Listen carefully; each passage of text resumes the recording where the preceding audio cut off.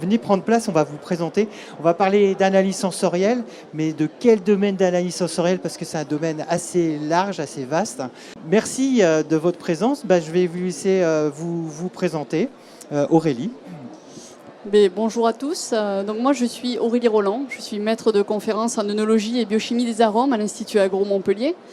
Donc j'enseigne tout ce qui est biochimie des arômes, tout ce qui est dégustation des vins, tout ce qui est analyse chimique des vins également.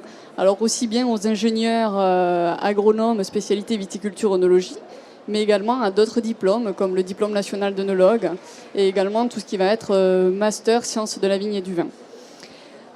Pour la recherche, moi je suis chimiste de formation et j'effectue ma recherche actuellement à l'unité mixte de recherche sciences pour l'œnologie, où je travaille aussi bien sur des solutions pour les professionnels pour piloter leur profil aromatique du produit, avoir des vins de qualité et des vins qui se vendent, et également travailler aussi sur la problématique des défauts, voilà, parce qu'il faut vendre un vin qui soit exempt de défauts, donc on travaille là aussi beaucoup. Voilà, et tu fais partie aussi du pôle vigne et vin de l'Institut Agro. Exactement. Voilà, merci. Guilherme, il marche et après je te rends chez l'autre. Super, merci Christophe. Donc Guilherme Martins, ingénieur de recherche de Bordeaux Sciences Agro, et j'ai une activité d'enseignement et aussi de recherche à l'ISVV, Institut de Sciences de la Vigne et du Vin. Je m'intéresse pour le micro-organisme de l'écosystème viticole, de sol, de la plante et aussi de la baie de raisin. Alors, pourquoi analyse sensorielle? Parce qu'à la base, je suis œnologue et je m'en sers d'analyse sensorielle comme un outil de décision. Et donc, c'est pour ça que je suis là aujourd'hui, pour vous parler aussi de mes expériences comme œnologue et comme consommateur de vin, parce que je consomme aussi du vin. Et voilà, c'est tout. Alors, merci. Alors, je crois que je vais garder le micro. On va faire un petit va-et-vient. Je suis désolé, il y a un petit souci.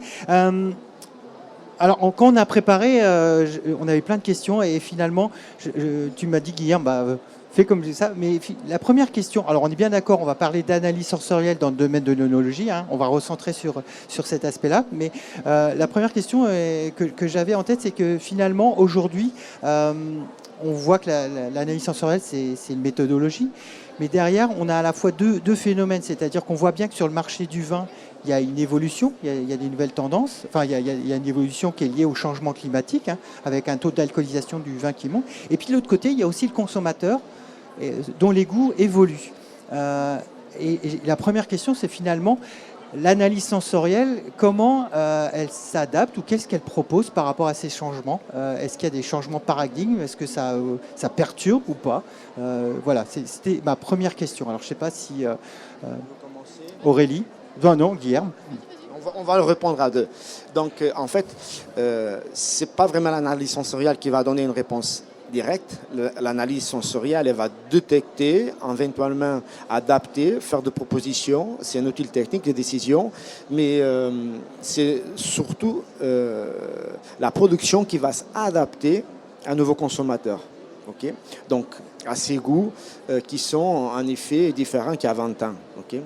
Et on pourrait après donner quelques exemples de produits qui sont aujourd'hui très demandés, qui n'étaient pas il y a quelques années. Par exemple, le rosé et le profil aromatique de rosé, qui sont visuellement différents parce que la couleur a changé de matrix, mais aussi cette composé fermentaire sensoriel qui est un peu différent de ce que c'était il y a quelques années. La consommation de rosé en France a augmenté de plus de 20% dans ces dernières années.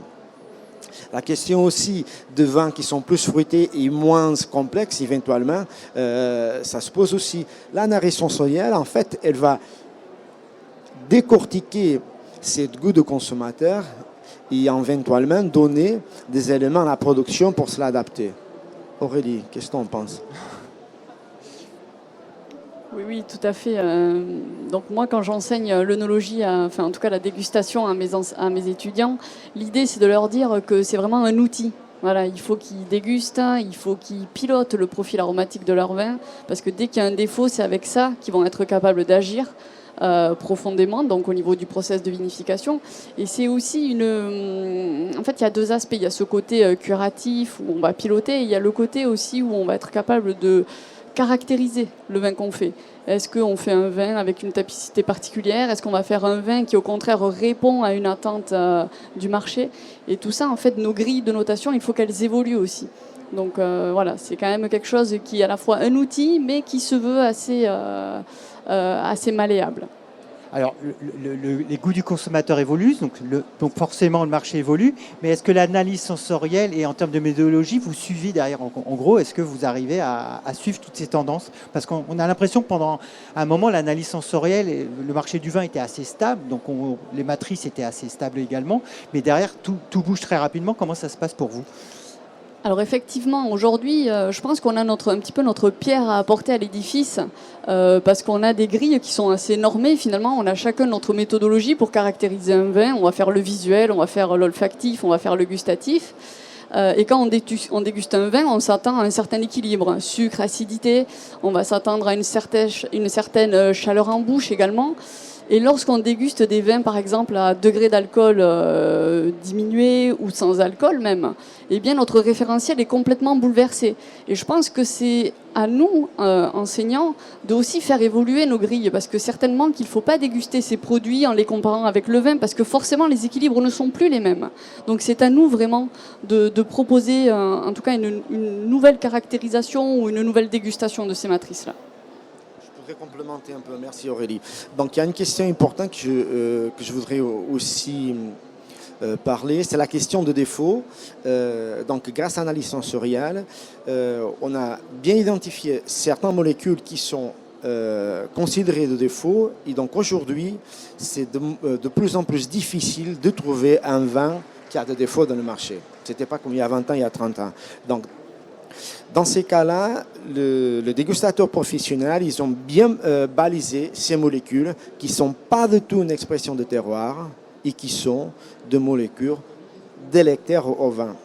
Okay, bon, et ça, c'est une contribution très positive de nos confrères qui ont évolué dans la détection chimie de ces molécules et qui, après, ils ont détecté les seuils de détection et de perception. Alors là, on parle effectivement d'analyse sensorielle, on parle du marché, l'évolution du consommateur. Et finalement, dans cette filière, quelles sont les attentes des professionnels? C'est-à-dire, il y a déjà des professionnels. Est-ce que déjà ils ont des prérequis? Est-ce qu'il y a une demande particulière pour vous dire, tiens, je voudrais changer mes grilles d'analyse? Est-ce que c'est une demande du secteur pour que vous les accompagniez dans ces démarches? Je pourrais commencer après. Alors, changer la grille, je ne sais pas, je laisserai Aurélie complémenter ma réponse. Ça, ce que je sais, c'est que la filière nous demande d'identifier de nouvelles molécules qui surgent, qui sont inconnues, de les identifier, sa provenance, et la quantifier, et aussi savoir jusqu'à quel point ils vont interférer, donc altérer la matrice sensorielle de vin. Donc, ça, c'est une demande. Pour la grille, je ne sais pas. En termes d'outils ou de grilles de dégustation, aujourd'hui, en tout cas, nous, ce qu'on s'efforce de faire à nos étudiants, c'est de leur proposer plusieurs outils, parce qu'il n'y en a pas un qui soit complètement complet et qui réponde à toutes les questions. Donc, c'est leur proposer ce qui est disponible. Et bien entendu, en tout cas, on a dans certaines formations de l'Institut Agro, on a possibilité effectivement d'accueillir des gens en formation continue sur des modules d'analyse sensorielle. Et donc, en général, ce qu'on fait, c'est que là, on leur propose 2, 3 ou 4 modèles de grilles, et après, ils peuvent, eux, s'en saisir en fonction de leurs prérogatives, tout simplement. Et dans ces quelques exemples, il y a donc ces nouvelles grilles par rapport à l'évolution du marché. Alors oui, alors aujourd'hui on a des grilles un petit peu standards qui vraiment permettent de caractériser en gros le vin tel qu'il est aujourd'hui. Et je pense que notre travail maintenant il est sur les 5 prochaines années de les faire évoluer pour vraiment avoir des grilles NOLO, des grilles ce genre de choses, quoi. Voilà. Merci. Guilherme. Merci. Donc en fait, dans le codex énologique de l'OIV, il y a quand même un chapitre dédié à l'analyse sensorielle où il y a les guidelines qui sont utilisés donc pour le membre d'OIV. Et pour revenir à ce que Aurélie a dit sur cette demande de la filière, en effet, au-delà de ces nouvelles molécules, etc., il y a aussi une demande de formation. Donc à Bordeaux-Sciences Agro, comme dans les autres écoles, il y a une demande de la filière de formation courte. Et nous, on y est et on les accompagne. Donc d'analyse sensorielle, dégustation de vin, et comme outil de décision pour les œnologues, pour le viticulteur et aussi pour des autres filières alimentaires. feed and food, etc. Alors effectivement, on a parlé, on a commencé par rétrécir le champ analyse sensorielle, enfin sur le secteur de l'onologie, mais rappelons-le effectivement que l'analyse sensorielle va bien plus loin. Hein. On a parlé de litière pour chat, on a parlé d'exemples même dans l'automobile, l'analyse sensorielle du claquement des bruits des portières. Donc c'est effectivement intéressant de l'élargir à ces éléments, puisque c'est aussi au sein des établissements d'enseignement supérieur, comme on propose avec Compétences Agro. On vous a présenté l'exemple de l'œnologie au niveau de l'analyse sensorielle, mais ça va bien plus loin. Un petit mot de conclusion, un message par rapport aux entreprises qui hésitent encore à franchir le pas. Alors, un message, en fait, on a à Bordeaux Sciences Agro une toute nouvelle salle de dégustation d'analyse sensorielle, pas seulement pour le vin, pour tous les autres projets de la filière alimentaire.